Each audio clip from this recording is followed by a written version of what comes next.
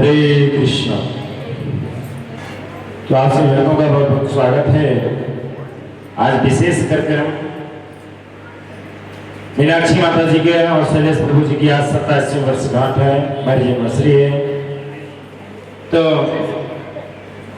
हम समझेंगे कि जीवन किस प्रकार जिए, किस प्रकार हम अपने जीवन को सिद्ध करें भगवान की सेवा में, उसको हम समझने का प्रयास करें। हम बताने योग्य नहीं हैं क्योंकि आप सभी हमसे श्रेष्ठ हैं, उम्र में भी बड़े हैं, एक्सपीरियंस में भी बड़े हैं। तो व्यवहारिक स्वरूप से देखा जाए तो हमें आपको बताने की कोई आवश्यकता नहीं है, लेकिन क्या आप वही गलती कर रहे हैं जैसे पहले अनेक पीढ़ियों ने की? क्योंकि खाना जीना तो हर कोई कर देता है, लेकिन ये मनुष्य शरीर जो है खाने जीने के लिए नहीं मिला। सबसे पहले शैलेश प्रभु मीनाक्षी श्रीवास्तव माता जी का बहुत बहुत धन्यवाद कि आप उपस्थित हैं। प्रभु जी दिख रहे पर माता जी नहीं दिख रही। माता जी भी हरे कृष्ण। माता जी प्रभु जी को बहुत बहुत धन्यवाद। तो आज बहुत अत्यंत पवित्र शुभ अवसर है प्रभु जी की एनिवर्सरी का। शैलेश प्रभु और माता मीनाक्षी माता जी का 27वां वर्षगांठ है और यह पावन उत्सव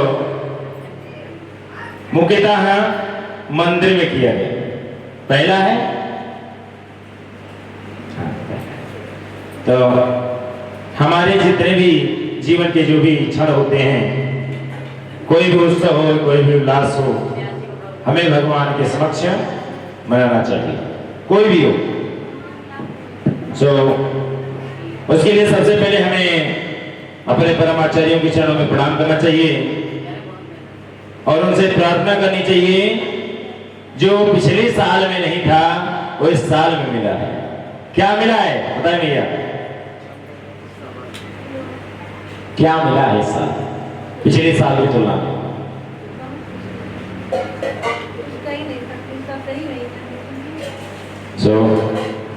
माता जी करेंगे शब्द नहीं है, एक छोटे से वाक्य में पूरा करते हैं। पिछले साल में आपके जीवन में भक्ति नहीं थी और इस साल में भक्ति है। ये जीवन की सबसे अमूल्य निधि है। जब हम वैदिक शास्त्रों में हम देखेंगे रेफरेंसेस में तो आप पाएंगे कि आध्यात्मिक जीवन जो है सबसे अमूल्य निधि है। भगवान कहते हैं भगवत गीता में 9.34 मन्मना मद्भक्तो मध्याजी नमस्को ममश्यासि सत्यन्ते बुद्धिजानी प्रियोसिने। हे मन्मना मद्भक्तो, किसके भक्त बनना चाहिए? कई बार लोग पूछते हैं कि हम फलाने के भक्त हैं, फलाने के भक्त, फलाने के नहीं। भगवान कहते हैं मन्मना मद्भक्तो। कहाँ कहें? भगवत गीता। तो भगवत गीता का वाचन किन्होंने किया है? भगवान कृष्ण। इससे पहले भगवान के अनेक विस्तार हुए हैं। भगवान नरसिंह, भगवान परशुराम, भगवान वामन, भगवान मत्स्य, भगवान कुरुका। लेकिन उन्होंने कभी ये नहीं कहा कि मैं स्वयं भगवान हूं। कहा ही क्योंकि जो पूर्ण कलाओं से पूर्ण अंश हैं वो इस बात को कहते हैं। तो भगवान कहते हैं मन मना मत भक्तो मत जानिए नमस्कार, अर्थात मेरे भक्त बनिए, मुझे नमस्कार करिए और मेरी भक्ति करिए। अर्थात हमें सदैव भगवान का चिंतन करना चाहिए, भगवान की भक्ति करना चाहिए और भगवान को नमस्कार करना चाहिए। और ये श्लोक इस बात के लिए है कि हमें जीवन में कहते ना कि क्या याद करें, कुछ स्मरण करना चाहिए। हम दुनिया भर की चीजें स्मरण करते हैं और अंत में कोई काम नहीं आता। जिसका भी चिंतन करें, किसी भौतिक जगत का, भौतिक वस्तु का काम नहीं आता। क्यों नहीं आता? ये पेपर है, आप इसको बाहर छोड़ दीजिए, 2 महीना, 4 महीना, 6 महीना, साल भर के अंदर खराब हो जाएगा। ये हमारे काम का नहीं है दोबारा। क्यों ऐसा है?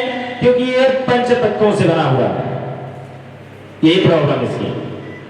अर्थात जो इस भौतिक जगत से निर्मित वस्तु है वो क्षणिक है, ज्यादा दिन तक नहीं। क्या परमानेंट रहती है? जो आध्यात्मिक है, जो अर्थात जो पंच तत्वों से बाहर बनी नहीं। तो पंच तत्वों से क्या बना हुआ नहीं है? मन, बुद्धि, अहंकार और भक्ति, ये पंच तत्वों से बना हुआ नहीं। तो प्रभुपाद विशेष रूप से जोर देते हैं गृहस्थ आश्रम पे। समझना पाइए, हमें चाहिए कि जो आश्रम है वो कितने प्रकार के हैं। एक है ब्रह्मचर्य, गृहस्थ, वानप्रस्थ और सन्यास। तो प्रभुपाद के पास ये चारों आश्रम इस्कॉन में है, चारों के चारों मंदिर के अंदर ही।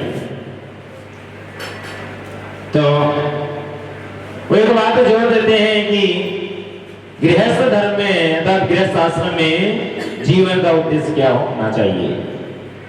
तो प्रभुपाद लिखते हैं कि ये जो गृहस्थ आश्रम है ये भोग के लिए नहीं मिला, अर्थात इंद्र तृप्ति के लिए नहीं मिला। किसके लिए मिला है? भगवान की सेवा। और आजकल एक नया ट्रेंड चल रहा है शादी करने का ट्रेंड है, जिम्मेदारी नहीं निभाना है, 6-7 महीना, साल 2 साल का डिवोर्स। जितनी शादियां होती उसमें से 70%, 100 में से 70 शादियां। ऐसा क्यों है? क्योंकि उनका उद्देश्य सेवा नहीं है, उनका उद्देश्य क्या है? वो अपनी इंद्रिय तृप्ति। जब हम इंद्रिय तृप्ति करेंगे तो हम जीवन में सुखी नहीं हो सकते। तो हमें जो विकास, जो संबंध है वो केवल सामाजिक परंपरा के लिए नहीं करना चाहिए, किसी लिए करना चाहिए? आध्यात्मिक जिम्मेदारी के लिए। अकेले भक्ति करना काफी मुश्किल है, ये मैं अच्छे जानता हूं। पति पत्नी मिलकर करें बड़ा आसान है। तो आधा कार्य पति बाहर करके आएंगे, पत्नी जो है घर का कार्य करेंगे, तो आसान हो जाएगा भक्ति करना। नहीं तो अंदर भी करो बाहर भी करो, जैसे अभी 7 बजे तक तो पकाई रहे थे बैठे, अंदर भी बाहर, यत्र तत्र सर्वत्र। तो इस परिस्थिति में हम भक्ति जो है कंटिन्यू नहीं कर पाएंगे गृहस्थ आश्रम। ठीक है, यहाँ भगवान की सेवा होती है, यहाँ पूरा समय ही भगवान के लिए, सुबह से लेकर शाम तक, दिन से लेकर रात, 24 घंटा। तो प्रयास करना है भगवान की सेवा के लिए, भगवान की भक्ति के लिए। कैसे करना है? नाम जप के द्वारा, भगवान की सेवा के द्वारा। तो नवधा भक्ति के द्वारा हम भक्ति कर सकते हैं, जैसे जिसकी सामर्थ्य है। कम से कम नाम जप तो करेंगे, क्योंकि इस कलयुग का युग धर्म में केवल हरिनाम संकीर्तन। अगर पत्नी पति दोनों मिलकर भगवान की भक्ति करें घर में, तो घर वृंदावन होता है, अर्थात घर में बड़ी शांति होती है। और इसका एग्जाम्पल क्या है? आपने कभी इस्कॉन में गृहस्थों को देखा नहीं होगा, तो आपको अंदाजा नहीं होगा कि ऐसी भी क्या जिंदगी होती है क्या। जो यहाँ आए हैं, जो मंदिर में कुछ सामान से रह रहे हैं, जो आते जाते वो जानते हैं कि यहाँ अलग है, बिल्कुल अलग है। आपके समाज, आपके परिवार, आपके परिजनों से बिल्कुल अलग। यहाँ का माहौल, यहाँ का परिवेश, यहाँ का डेडिकेशन, यहाँ की सेवा बिल्कुल अलग। इससे ज्यादा खास और गुण होता है गृहस्थ भक्तों का। आप कभी जीवन में देखेंगे नहीं कभी झगड़ा भी हुआ, आप कंफ्यूज रहेंगे कि ऐसा क्या भुट्टी पी है इन लोगों ने कि कभी कुछ मनमुटाव होता ही। क्यों? क्योंकि दोनों ने विवाह किया सिर्फ केवल इसलिए, सेवा के लिए। अकेले करते दिक्कत थी, दोनों मिलकर कर रहे हैं, बड़ा आसान है, बड़ा सुगम है। तो आजकल घर वृंदावन तो नहीं है, चिड़ियाघर हो गया है। कौन किसको खा जाए पता नहीं। तो ऐसा नहीं करना चाहिए। अब 28-27 साल हुए तो आप दोनों अच्छे से जानते हैं किस तरह शादी निभाई जाती है। एक चीज मैं तो बखूबी कह सकता हूं, शादियां अपने आप नहीं चलती, चलाना पड़ता है। ऐसा कोई परिवार नहीं जिसके यहां थोड़ा ऊपर नीचे ना हो। लेकिन कहते हैं 2 कदम आप पीछे 2 कदम मैं पीछे, कभी मैं भी ना गलत हूं फिर भी मैं सुन लूं, और कभी आप भी गलत ना हो फिर भी सुन ले। शादियां ऐसी चलती। परफेक्ट कोई नहीं है इस पूरे ब्रह्मांड में, परफेक्ट कोई नहीं है, अर्थात बिना कमी के कोई नहीं, सबके अंदर कमी है। केवल एक ही है जिनके अंदर कमी नहीं, वो है सिर्फ भगवान। तो भगवान को हम पति साधारणतः बना नहीं सकते, तो जो कमियां हैं जिस प्रकार हैं हमें उनके साथ एक्सेप्ट कर कर उनके साथ जीने का प्रयास करना चाहिए। लोग साथ ना रहने के लिए लाखों बहाने बनाते हैं, लेकिन असली में साथ निभाने वाला वो होता है जो लाखों कमियों के बीच में एक अच्छाई ढूंढे और उस अच्छाई के लिए वो रहने लगे। तो हमें क्या चाहिए? बहुत कमी है तो हमें कमी नहीं देखनी चाहिए, हमें देखना चाहिए अच्छाई क्या है जिसके कारण हमें इनके साथ रहना चाहिए। जब भी जीवन में उतार चढ़ाव आए, अगर भगवान कृष्ण हमारे जीवन के मध्य में हो तो हमारा जीवन सफल हो जाए, हमारा जीवन धन्य हो जाए। प्रभु जी से लास्ट में सुनेंगे, आप दोनों ने 27 साल जीवन के विवाह किस तरह संबंध में बंधे रहे, इतने ऊपर नीचे आने के बाद इतने तनाव, इतने झुकाव, इतने ऊपर, इतने मनमुटाव के बीच में किस प्रकार निभाया, आपसे सुनना चाहिए। क्यों? क्योंकि यहाँ कई ऐसे भक्त हैं जो गृहस्थ में जाने वाले हैं और कई ऐसे हैं जो गए हैं लेकिन शांति नहीं है। तो ऐसा का मूल मंत्र है जिससे घर में शांति हो जाए। कुछ 1-2 चीजें जो हम जीवन में सीख सके। प्रभुपाद कहते हैं A Krishna consciousness is a perfect example for spiritual life। कहते हैं जो भक्तों का जीवन है, जो गृहस्थ भक्त हैं, जो कृष्ण भक्त हैं, वो उदाहरण है किसके लिए? सामान्य लोगों के लिए, सामान्य गृहस्थों के लिए। तो अब चूंकि यहां कोई गृहस्थ है नहीं तो हम कैसे उदाहरण देंगे कि कैसे होते हैं?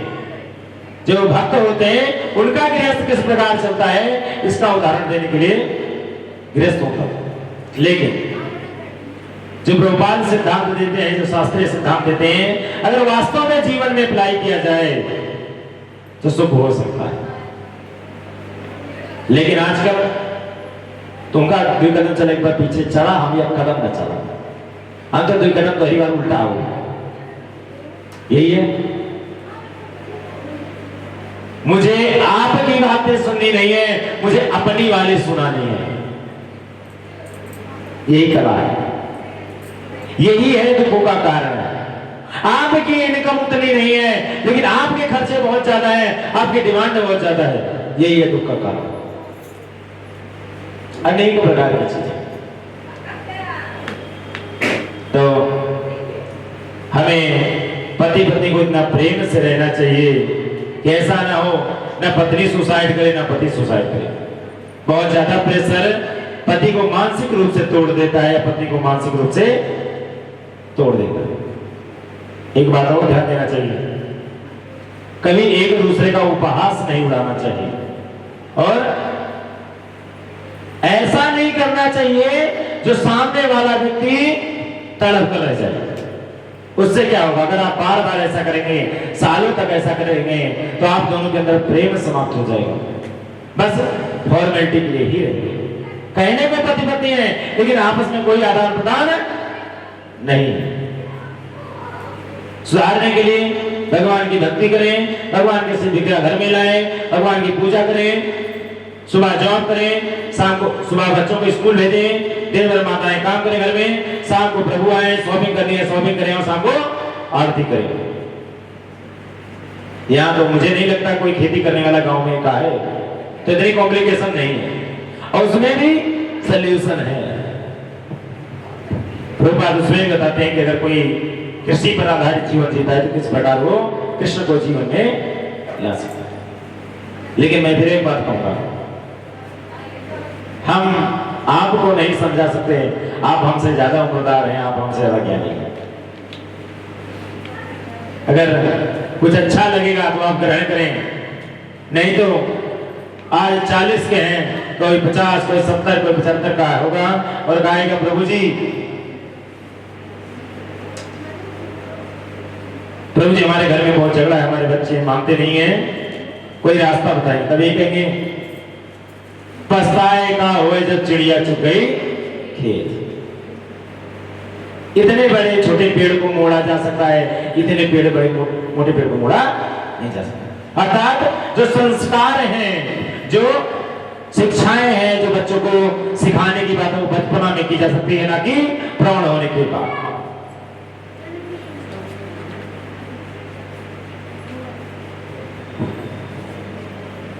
तो गृहस्थ है, उनको प्रतिदिन माला जप करना चाहिए, भगवान को भोग लगा के ही ग्रहण करना चाहिए और कीर्तन करना चाहिए, सत्संग करना चाहिए, भगवान को बच्चों को अपने भगवान के बारे में बताना चाहिए।